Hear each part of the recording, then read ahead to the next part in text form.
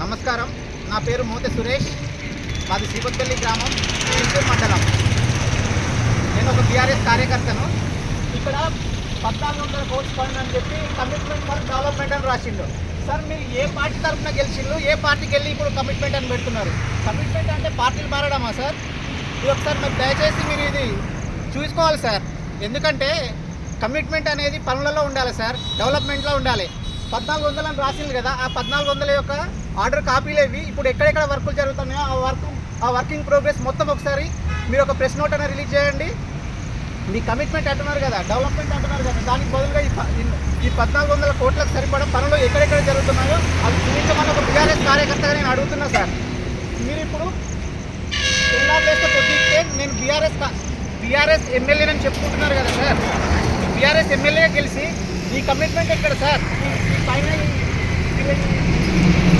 ఇక్కడ చూడండి సార్, ఇక్కడ మొత్తం కాంగ్రెస్ వాళ్ళ ఫొటోస్ పెట్టుకొని మీ ఫోటో పెట్టుకుంటున్నారు. ఇది దేనికి కమిట్మెంట్? ఏ రకంగా కమిట్మెంట్ సార్?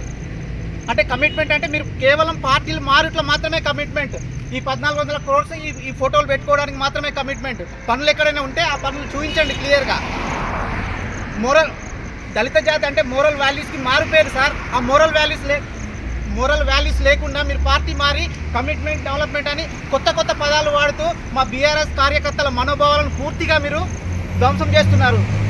మీకు మోరల్ వాల్యూస్ కనుక ఉంటే ఈ 1400 పనులకు ఆర్డర్ కాపీస్ మరియు ఆ వర్కింగ్ ప్రోగ్రెస్ మొత్తం రేపటి వరకు బయట పెట్టాలి సార్. ఒక బీఆర్ఎస్ కార్యకర్తగా మిమ్మల్ని అడుగుతున్నాను సార్. ఇది దయచేసి ఈ విషయాన్ని అందరూ మన బీఆర్ఎస్ కార్యకర్తలు అందరూ మన కడియం శ్రీహరి గారిని, మన బీఆర్ఎస్ ఎమ్మెల్యే కడియం శ్రీహరి గారిని అడగాల్సిందిగా కోరుచున్నాను. ధన్యవాదాలు.